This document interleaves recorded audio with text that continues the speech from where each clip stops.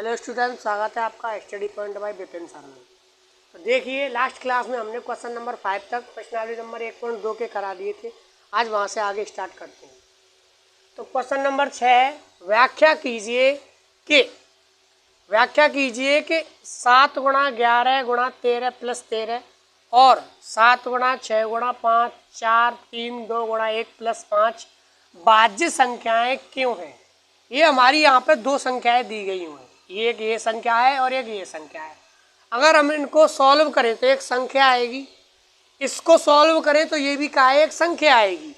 तो ये दोनों संख्याएं भाज्य संख्याएं, ये हमको बतानी है, व्याख्या करनी है इसकी। क्या करनी है? व्याख्या कि ये दोनों कैसी संख्याएं भाज्य और क्यों हैं।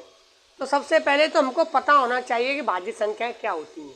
तो हमने बताया था लास्ट पहली क्लास में ही बताया था, संख्याओं की क्लास में पहली क्लास में बताया था कि भाज्य संख्याएं क्या होती हैं। जो संख्याएं एक और खुद के अलावा किसी अन्य संख्या से विभाजित होती हैं, जो संख्याएं एक और खुद के अलावा किसी अन्य संख्या से विभाजित होती हैं, वो भाज्य संख्या कहलाती हैं। मतलब जिनके फैक्टर, जिनके गुणांक, जिनके गुणनखंड 2 से ज़्यादा होते हैं, एक और खुद के अलावा किसी अन्य संख्या से विभाजित होती हैं, वो भाज्य कहलाती हैं। ठीक है, तो देखो, तो ये संख्याएं, ये दोनों संख्याएं जो हमारी कैसी हैं, भाज्य संख्याएं क्यों। एक बात बताओ, इसमें 13 7 गुणा 11 गुणा 13, इसमें भी 13 है। इस संख्या से में क्या कॉमन लेते? 13 कॉमन ले, क्या ले? ओवेनिश ले। 13 कॉमन ले तो इधर क्या बचेगा? 7 गुणा 11 प्लस के 1, क्या बचेगा? 1। 13 यहाँ से आ गया, 13 यहाँ से आ गया, तो यहाँ क्या बचा? 13 बाहर आ गया, तो 7 गुणा 11 प्लस इस यहाँ हो गया 1 रह गया यहाँ पे। और एक संख्या है, इसमें से क्या कॉमन ले? इसमें भी 5 है, इसमें भी 5 है। यहाँ से अगर 5 कॉमन ले तो यहाँ का बचेगा 7 गुणा 6 गुणा 4 गुणा 3 गुणा 2 गुणा 1 और प्लस के यहाँ पर क्या रह जाएगा? 1। अब इसको सॉल्व करते हैं। 13 गुणा क्या रहे? 7 77 प्लस के 1 और 5 इंटू इनका इसका मल्टीप्लाई करते हैं। 7 छक्के 42, 42 चौक कितना होते हैं? 4 2 3 6 6 चौक 24, 24 और 42 का गुणा करें तो कितना आएगा? 24 दूनी 48 की 8 और 16 4 24 चौक 96 4 1008। इनका मल्टीप्लाई करने पर कितना आया? 1008 प्लस के 1। अब देखो, तो 13 गुणा 77 1 कितना हो गया? 78। 77 1 कितना हो गया? 78। और ये संख्या क्या हुई? ये 1008 और 1 कितना हो गया? 5 गुणा 1009। ये हमारी दो संख्याएं हो गई। एक तो 13 गुणा 78, इसमें से 13 कॉमन लिया तो यहाँ क्या बचा? 7 गुणा 11 प्लस के 1, क्या 7 गुणा 11 हो गए 77 प्लस 1 कितना हो गया? 78। ऐसे ही इसमें और इसमें क्या है? 5। इन दोनों में से 5 बेनिश ली, तो यहाँ पे बची 5, यहाँ पे ये बची। इनका मल्टीप्लाई करने पर कितना है? 1008 प्लस के 1 1009। अब ये दो संख्याएं, ये हमारी भाज्य संख्याएं क्यों? मैंने बताया था भाज्य संख्याएं एक और खुद के अलावा किसी अन्य संख्या से विभाजित होती हैं। तो जो ये संख्याएं 13 गुणा 78 और 5 गुणा 1009, तो ये संख्या 13 से भी कटेगी और 78 से भी कटेगी। किससे कटेगी? 13 से और 78 से। तो एक और खुद के अलावा किसी अन्य संख्या से कट रही है, नहीं कट रही? एक और खुद के अलावा किसी अन्य संख्या से विभाजित है। जैसे ये संख्या है 13 गुणा 78, ये 13 से भी विभाजित होगी और 78 से भी विभाजित होगी। इसी प्रकार ये है 5 गुणा 1009, तो ये 5 से भी विभाजित होगी, 1009 से भी विभाजित होगी। तो कोई भी संख्या हो वो खुद से और एक से तो विभाजित होती है। अगर खुद और एक के अलावा किसी अन्य संख्या से विभाजित होती है, वो भाज्य संख्या कहलाती है। तो 13 गुणा 78 ये वाली संख्या एक और खुद से विभाजित होगी और 13 से भी विभाजित होगी और 78 से भी। इसलिए 5 गुणा 1009 ये 5 से भी विभाजित होगी और 1009 से। तो इसलिए ये संख्या क्या है? भाज्य। तो हमको क्या लिखना है? इसका हमको रीजन देना है। क्या देना है? रीजन। क्यों? तो क्यों? चूंकि संख्याएं, ये दोनों जो संख्याएं, चूंकि संख्याएं एक और खुद के अलावा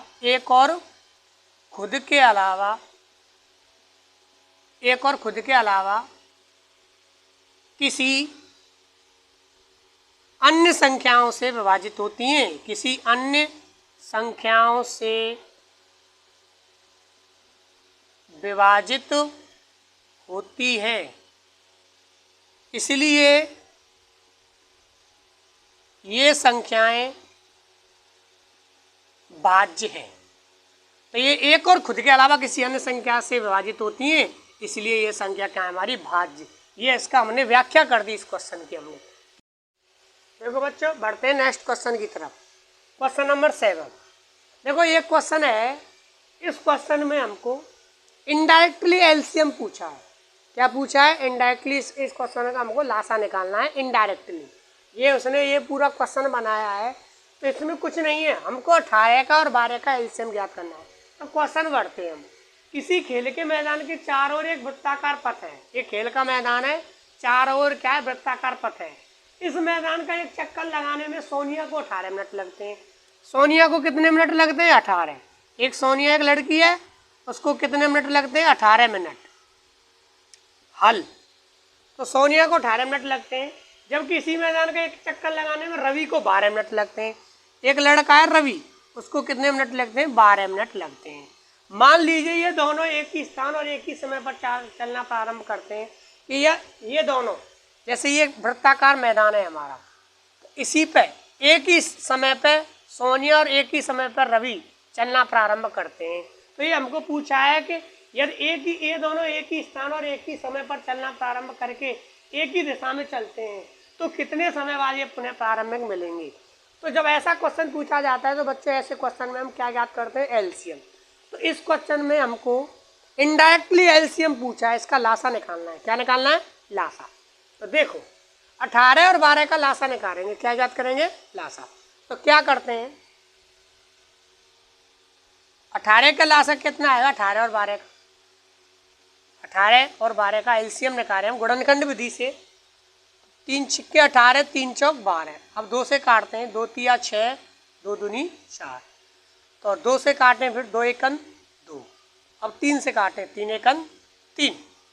तो इसका 18 और 12 का जो एलसीएम आएगा वो कितना आएगा? एलसीएम आया कितना आया? 3 गुणा 2 गुणा 2 गुणा 3। 3 दूनी 6, 6 दूनी 12, 12 कितने? 36 मिनट। कितना आया? 36 आया। तो मतलब 36 मिनट बाद, 36 मिनट बाद ये पुनः मिलेंगे। 36 मिनट बाद ये पुनः मिलेंगे। तो हमको इस क्वेश्चन में इनडायरेक्टली एलसीएम निकालना था। क्या निकालना था? एलसीएम। तो सोनिया कितने मिनट में चक्कर लगाती है? 18 में। और जो रवि है वो कितने मिनट में चक्कर लगाता है? 12 में। तो हमको कुछ नहीं करना है, 18 और 12 का क्या निकालना है? एलसीएम निकालना। तो इनडायरेक्टली 18 12 का एलसीएम कितना है? 36। अतः 36 मिनट बाद ये परस्पर मिल जाएंगे। देखिए बच्चों, अब प्रश्नावली, नेक्स्ट प्रश्नावली स्टार्ट करते हैं। इस प्रश्नावली में बहुत ही इंपॉर्टेंट प्रश्नावली है। इस प्रश्नावली से एक क्वेश्चन पक्का आएगा। ये √2 एक अपरिमेय संख्या है, मतलब अपरिमेय संख्या सिद्ध करने के 2 क्वेश्चन होते हैं हमारे, कि सिद्ध करने वाले अपरिमेय संख्या सिद्ध करनी है हमको। अपरिमेय संख्या क्या करनी है? सिद्ध। ये हमारे 2 टाइप के क्वेश्चन है बच्चों। कैसे? 2 टाइप के। एक टाइप का ऐसा होगा जैसे √2, √3, √5, √7, √11। एक ऐसे, एक क्वेश्चन ऐसे होंगे अपरिमेय सिद्ध करने के, जैसे 2√2, 3√2, 2 + √2 या 3 + √2, जिसमें मिक्स होते हैं। ये मिक्स होते हैं, एक अलग अलग होते हैं। तो ये हमको 2 प्रकार के क्वेश्चन है। 2 प्रकार के क्वेश्चनों को हमको अपरिमेय सिद्ध करना है। इन क्वेश्चनों को क्या सिद्ध करना है? अपरिमेय। ये संख्याएं, ये 2 प्रकार की संख्याओं को अपरिमेय सिद्ध करना है।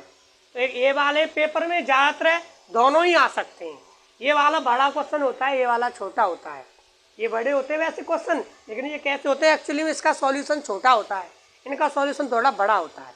और इस प्रश्नावली में एक खास बात ये है, इस क्वेश्चनों में, ऐसे सिद्ध करने वाले क्वेश्चनों में, इसमें कुछ निश्चित पैटर्न है। ये हमको फिक्स स्टेप है, कुछ फिक्स स्टेप है, इसको हमको याद रखने पड़ते हैं। वो तरीका जो सिद्ध करने का वो तरीका है, वो याद रखना पड़ता है। अगर हम इसको एक क्वेश्चन को सिद्ध करना सीख गए, √2 को, तो हम √3 और √5, √7, √11 को सिद्ध करने में कोई परेशानी नहीं आएगी, क्योंकि इसका तरीका फिक्स है। कुछ चेंजेस होंगे बस इन क्वेश्चनों में, बस बाकी सब तरीका सेम होगा। तो एक क्वेश्चन को सिद्ध करना अच्छे से सीख लीजिए, उसकी लैंग्वेज को दिमाग में सेट कर लीजिए कि कैसे हमको लैंग्वेज करनी है पेपर में। उसी प्रकार से √3, √5, √7, √11 जितने क्वेश्चन हैं उनका सॉल्यूशन हो जाएगा। और एक और बात बताऊँ, ये क्वेश्चन ऐसे क्वेश्चन या तो रूट 2 या रूट 3 या रूट 5 हर साल पेपर में आते हैं। 3 नंबर में क्वेश्चन आता है हर साल, इंपॉर्टेंट क्वेश्चन। देखो बच्चों, इस क्वेश्चन को कराने से पहले एक हम प्रमेय के बारे में जान लेते हैं जो इस क्वेश्चन में काम आने वाली है। वो कौन सी प्रमेय? जैसे यदि Q एक पूर्णांक है, यदि Q एक अभाज्य संख्या है, Q कैसी संख्या है? एक अभाज्य, Q अभाज्य संख्या है, Q अभाज्य है। अगर मैंने मान लिया जैसे पी स्क्वायर Q से विभाजित है, पी स्क्वायर किससे विभाजित है? Q से विभाजित है। अगर पी स्क्वायर Q से विभाजित है तो P भी Q से विभाजित होगी, देखो बच्चों, अगर Q एक अभाज्य संख्या है, अगर P स्क्वायर Q से विभाजित है तो P भी Q से विभाजित होगी। अगर P स्क्वायर में Q का भाग जा रहा है तो P में भी Q का भाग जाएगा, Q भी P से विभाजित होगी। फॉर एग्जाम्पल देखो, जैसे हमारी संख्या है 4 है, 4 अगर 2 से विभाजित है, चाहे क्या है 4, अगर 4 है, कोई हमारी संख्या क्या है 4, इसका वर्ग क्या होगा? 4 का स्क्वायर। अगर 2 से विभाजित है, 4 का वर्ग 16, 16 2 से विभाजित जा रहा 8, तो 4 भी 2 से विभाजित होगी। 4 भी किससे विभाजित होगी? 2 से। जैसे हमारी 9 है, जैसे 3 है, क्या है 3, 3 का वर्ग क्या हुआ? 9, ये 3 से विभाजित है तो 3 भी 3 से विभाजित होगी। तो कहने का तात्पर्य है यदि P स्क्वायर Q से विभाजित है तो P भी Q से विभाजित होगी। फॉर एग्जाम्पल ये अगर देखो, ऐसे 5 है, हमारी संख्या क्या है? 5 है। अगर 5 का वर्ग 5 से विभाजित है, किससे विभाजित है? 5 से विभाजित है, तो 5 भी 5 से विभाजित होगी, 5 भी 5 से विभाजित होगी, 5 का वर्ग भी 5 से विभाजित होगा। इसलिए मैं बता रहा हूँ ये काम आएगा हमारा इस क्वेश्चन में, इसलिए बता रहा हूँ, तो इसको मैं टाड़ता हूँ। तो ये ध्यान रखना, यदि Q एक अभाज्य संख्या है, अगर P स्क्वायर Q से विभाजित है तो P भी Q से विभाजित होगी। तो ये चीज हमारी काम आने वाली है इस क्वेश्चन में, इसलिए बताया। तो देखते, हमने बताया कि प्रमेय का संख्या को सिद्ध करने के 2 क्वेश्चन है, एक ऐसे वाले एक ये वाले। तो इनको हम क्वेश्चन को देखते हैं। सबसे पहले इस क्वेश्चन को देखते हैं। इस क्वेश्चन में एक खास बात क्या है कि ये क्वेश्चन हम इसको कैसे सिद्ध करना है, हमको ये अपरमेय सिद्ध करना है, तो इसको हम विरोधाभास में मानते हैं। कैसे मानते हैं? विरोधाभास में। विरोधाभास में क्या मानेंगे? ये अपरमेय है, इसको हम मान लेंगे, इस संख्या को परमेय संख्या मान लेंगे। क्या मान लेंगे? परमेय। और परमेय संख्या को हम क्या लिख सकते हैं? P/Q रूप में परमेय संख्या मान लेंगे और परमेय संख्या को P/Q में लिख लेंगे, परमेय संख्या मानेंगे। और जो लास्ट में आएगा, जो हमारा आएगा, वो उस परमेय संख्या का क्या कर रहा होगा? विरोध। परमेय संख्या जो मानी उसका क्या कर रहा होगा? विरोध। तो ये विरोध से, परमेय संख्या का विरोध से ये ऑटोमेटिकली ये क्वेश्चन अपरमेय सिद्ध हो जाएगा। तो देखो इसको मानते हैं, ऐसे हम हल करते हैं इसको। जैसे माना √2 एक परमेय संख्या है, इसको हम विरोधाभास में मानते, परमेय संख्या मान लेते हैं। ये क्वेश्चन के स्टेप है जो फिक्स है, जो हमको ध्यान रखने पड़ेंगे। माना √2 एक परमेय संख्या है, तो √2 बराबर P/Q। और P और Q इस जगह पे ध्यान रखना, जहां P और Q एक सहभाज्य संख्या है। कैसी संख्या है? सहभाज्य संख्या है। तो P सहभाज्य संख्याएं हैं। तो P और Q कैसी संख्या मानी हमने? आज पर सहभाज्य संख्या वो होती हैं जिनका HCF कितना होता है? 1। कैसी संख्या मानी? P और Q सहभाज्य संख्याएं जिनका HCF कितना होता है? 1।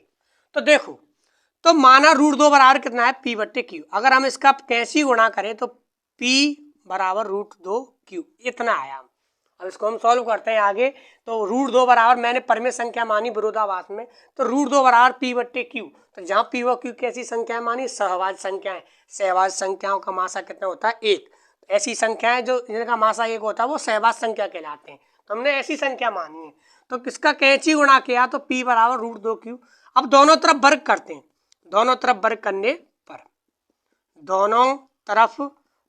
करने पर तो P स्क्वायर बराबर √2 का वर्ग 2 होगा, Q का वर्ग क्या होगा? Q square.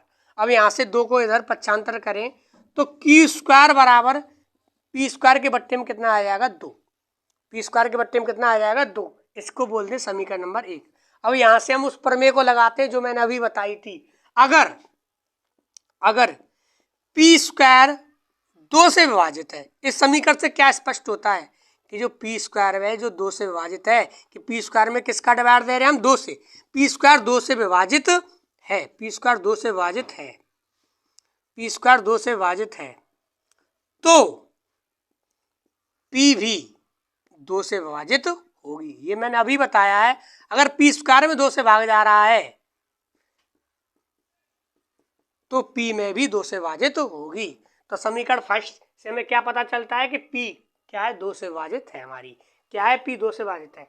अब पी से 2 से विभाजित है तो हम एक काम करते हैं, इस क्वेश्चन में ये हमको याद रखना पड़ेगा, पी 2 से विभाजित है तो पी का मतलब क्या हुआ, 2k, पी बराबर 2k। तो पी 2 से विभाजित है तो पी को हम किस रूप में लिख सकते हैं, 2 के रूप में। अब पी बराबर 2 के समीकरण नंबर फर्स्ट में रखेंगे, पी बराबर 2 के क्या रखेंगे, समीकरण नंबर फर्स्ट में। तो पी बराबर 2 के समीकरण फर्स्ट में रखने पर, समीकरण फर्स्ट में रखने पर, तो देखो बच्चों रखते हैं, तो p बराबर 2 के रखते हैं तो q स्क्वायर बराबर p की जगह 2k, तो 2k का स्क्वायर बट्टे 2, तो q स्क्वायर बराबर कितना है, 2k का स्क्वायर 4k स्क्वायर बट्टे 2, 2 से 4 कितनी बार गई, 2 बार, तो q स्क्वायर बराबर कितना आएगा, 2k स्क्वायर। अब 2 का भाग दे देते हैं q स्क्वायर में, तो k स्क्वायर बराबर कितना आ गया, q स्क्वायर बट्टे 2। ये समीकरण नंबर क्या हो गया, 2। इससे भी हमको क्या तात्पर्य हो रहा है कि अगर की स्क्वायर 2 से विभाजित है, की स्क्वायर 2 से विभाजित है तो Q भी 2 से विभाजित होगी, Q भी 2 से विभाजित होगी। तो समीकरण फर्स्ट और समीकरण सेकंड से हमको क्या तात्पर्य हुआ कि पी स्क्वायर 2 से विभाजित है और क्यू स्क्वायर भी 2 से विभाजित है, तो पी भी और क्यू भी 2 से विभाजित होगी। किससे भागे हो यार, मतलब अतः क्या, अतः अगर हम इसको अब लिखें समीकरण 1 व 2 से, देखो समीकरण 1 से हमको क्या पता लग रहा है कि पी स्क्वायर 2 से विभाजित है तो पी भी 2 से विभाजित है। समीकरण 2 से क्या पता लग रहा है कि क्यू स्क्वायर 2 से विभाजित है, क्यू भी 2 से विभाजित है, मतलब पी और क्यू दोनों संख्याएं 2 से विभाजित हैं, ये हमको पता लग रहा है। तो और देखो, जबकि हमने पी व क्यू कैसी संख्या मानी, सहवाज्य, कैसी संख्या मानी, सहवाज्य। सहवाज्य संख्याओं का मासा कितना होता है, 1, लेकिन इन संख्याओं का पी और क्यू के जो गुणनखंड आ रहे हैं वो कितना आ रहा है, 2 आ रहा है, तो इसका मासा तो 2 1 होगा ही नहीं, क्योंकि तो अब देखो हमको यहाँ पे लिखनी है, 2 लाइन फिक्स है। जो समीकरण 1 व 2 से, समीकरण 1 व 2 से स्पष्ट होता है कि, स्पष्ट होता है कि, क्या स्पष्ट होता है समीकरण 1 व 2 से, कि पी व क्यू के उभयनिष्ठ गुणनखंड, पी व क्यू के उभयनिष्ठ गुणनखंड, उभयनिष्ठ गुणनखंड क्या है बताओ, पी 2 से विभाजित हो रहा है, क्यू भी 2 से विभाजित हो रही है, तो अतः समीकरण 1 व 2 से क्या स्पष्ट हो रहा है कि पी व क्यू के उभयनिष्ठ गुणनखंड क्या है, पी व क्यू का उभयनिष्ठ गुणनखंड क्या है, 2 है, पी व क्यू का उभयनिष्ठ गुणनखंड क्या है, 2 है। जबकि हमने पी व क्यू कैसी संख्या मानी थी, सहवाज्य, तो सहवाज्य संख्याओं में तो उभयनिष्ठ गुणनखंड आता ही नहीं है। सहवाज्य संख्या तो वो होती है जिनका मासा कितना होता है, 1। अब पी और क्यू का अगर उभयनिष्ठ गुणनखंड 2 है तो मासा 2 आएगा। तो ये क्या बात हुई, हमारी गलत बात हुई, ये हमारी क्या हुई, गलत। ये हमने माना परमेय संख्या मानी और इस जगह पे क्या आया, हमारी ये बात क्या गलत हो गई। तो ऑटोमेटिकली ये क्वेश्चन क्या सिद्ध हो गया, परमेय सिद्ध हो गया, क्योंकि हमने माना था पी व क्यू कैसी संख्या है, सहवाज्य।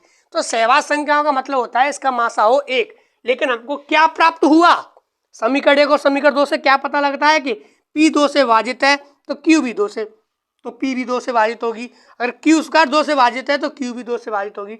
मतलब समीकरण 1 व 2 से स्पष्ट होता है कि P व Q के जो उभयनिष्ठ गुणनखंड है वो क्या है, 2 है, क्या है, 2 है। जबकि सहवाज्य संख्याओं में उभयनिष्ठ गुणनखंड 2 नहीं आता है। तो हमको इस बात का क्या मिला, विरोध प्राप्त हुआ।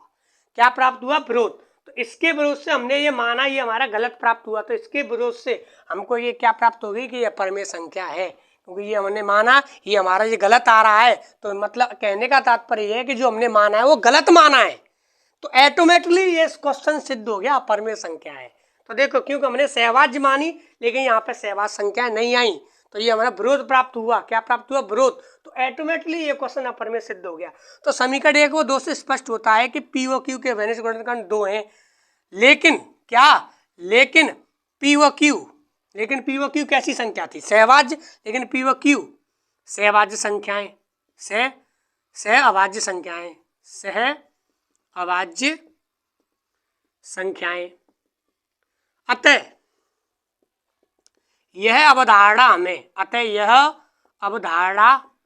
हमें गलत कल्पना से प्राप्त हुई है। अतः यह अवधारणा हमें गलत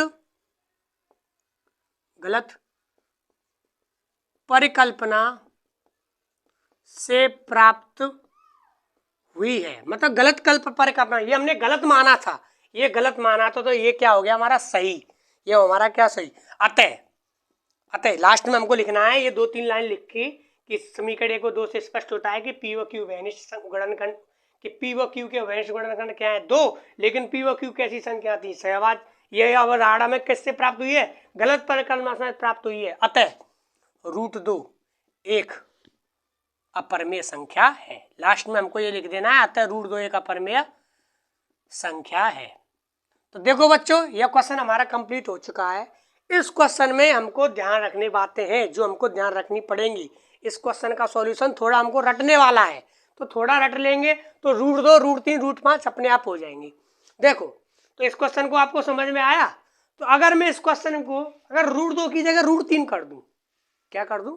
√2 की जगह √3 कर दूं, तो कैसे सिद्ध करेंगे? ये हमारा समझ में आया √2? आप इसका स्क्रीनशॉट ले लीजिए। मैं √3 सिद्ध करके दिखाता हूँ 2 मिनट में। सिर्फ कुछ चेंज नहीं करना है हमको इस क्वेश्चन में। √2 हो, √3 हो, √5 हो, सेम लैंग्वेज होगी, बस कुछ चेंज होंगी। तो देखो वो क्या चेंज होंगी। तो देखो मैं मिटा रहा हूँ, इसको मिटा नहीं रहा हूँ, इसमें ही करेक्शन करूंगा, तो स्क्रीनशॉट ले लेना। तो देखो, अगर ये क्वेश्चन सिद्ध कीजिए √2 की जगह √3 होता, तो यहाँ पे क्या करते हैं? माना √3 एक परमेय संख्या है, तो इसमें भी √3 बराबर क्या करते? पी व क्यू। पी व क्यू सहभाज्य संख्या है जिनका मासा कितना होता है? 1। अब पी बराबर तो क्या होता? √3q आता। क्या आता? √3q। दोनों तरफ वर्ग करते तो √3 का वर्ग कितना आता? 3। तो q स्क्वायर, तो 3 को बट्टे में ले आते, पी स्क्वायर के बट्टे में कितना आता? 3। अब यहाँ पे क्या लिखते? अगर पी स्क्वायर 3 से विभाजित है तो पी भी 3 से विभाजित होगी, और 3 कैसी संख्या है? अभाज्य। तो P बराबर, अगर P 3 से विभाजित तो P बराबर क्या लेंगे? 3 के लेंगे। P बराबर क्या लेंगे? 3 के। और P बराबर यहीं पे भी 3 के समीकरण 1 में रख देंगे। P की जगह क्या रख देंगे? 3 के। ये यहाँ से याद रखना है कि P 3 से विभाजित है तो P बराबर क्या लेना है? यहाँ से 3 के। अगर P 5 से विभाजित होती तो P बराबर क्या लेते? 5 के, और जो समीकरण 1 में रखते। तो P बराबर 3 के आया, वो समीकरण 1 में रख दिया। तो 2 के की जगह 3 के का स्क्वायर करेंगे, तो बट्टे में भी कितना आएगा? 3 ही आएगा। वो बट्टे में क्या है? 3। तो 3 के का स्क्वायर कितना होता है? 9 के स्क्वायर बट्टे 3। तो 3 से 9 कितनी बार गया? 3 बार। तो 3 के स्क्वायर आया। 3 को बट्टे में ले जाएंगे तो क्यू स्क्वायर बट्टे 3। यहाँ पर भी अगर क्यू स्क्वायर 3 से विभाजित है तो क्यू भी 3 से विभाजित होगी। तो यहाँ जगह पे क्या स्पष्ट हुआ हमें? समीकरण 1 और समीकरण 2 से क्या स्पष्ट हो रहा है कि पी व क्यू के, जो पी व क्यू के समीकरण 1 व 2 से स्पष्ट होता है कि पी व क्यू के जो वैनिष्ट गुणनखंड है वो क्या है? 3 है, जबकि पी व क्यू कैसी संख्या है? सहभाज्य। तो ये हमको विरोध मिला नहीं मिला? जो हमने माना उसका विरोध प्राप्त हुआ, मतलब जो हमने माना है वो यहाँ पे गलत साबित हो गया। तो हमने माना ही गलत था तो ये गलत साबित हो गया। तो पहले कहने का तात्पर्य है हमारी अपरिमेय संख्या सिद्ध हो गई। परमेय संख्या सही नहीं आ रही है। अगर हमने ये परमेय मानी, अगर यहाँ पर भी परमेय प्राप्त होती तो ये क्वेश्चन हमारा परमेय नहीं होता। लेकिन यहाँ पे हमने परमेय मानी है, जो हमारा आंसर आया वो हमारा गलत आ रहा है। क्या आ रहा है? गलत। क्योंकि पी व क्यू के वैनिष्ट गुणनखंड क्या आ रहे हैं? 3। हमने माने क्या है? सहभाज्य संख्या। वो वैनिष्ट गुणनखंड होते ही नहीं सहभाज्य संख्याओं में। तो अतः वैनिष्ट गुणनखंड 3 है, लेकिन पी व क्यू कैसी संख्या है? सहभाज्य संख्या है। कैसी संख्या है? सहभाज्य। अतः ये हमें अवधारणा गलत अवधारणा से परिकल्पना से प्राप्त हुआ है। अतः √2 की क्या कर देंगे? √3 एक अपरिमेय संख्या है। तो ये हमारा √3 बार भी हो गया। ऐसे ही √5 वाला करना है, जो प्रश्नावली नंबर 1.3 का पहला क्वेश्चन है। उस क्वेश्चन को आप अपने आप करेंगे। प्रश्नावली 1.3 का पहला क्वेश्चन है √5 वाला। उस क्वेश्चन को अपने आप कर सकते हैं आप। 3 की जगह 5 ले लेंगे, यहाँ पर भी 5 आ जाएगा, यहाँ पर भी 5, यहाँ पर भी 5, 5 के स्क्वायर 25 करके ऐसे अपने आप करेंगे। ठीक है, तो बढ़ते हैं, अब आगे मिलते हैं नेक्स्ट क्लास में।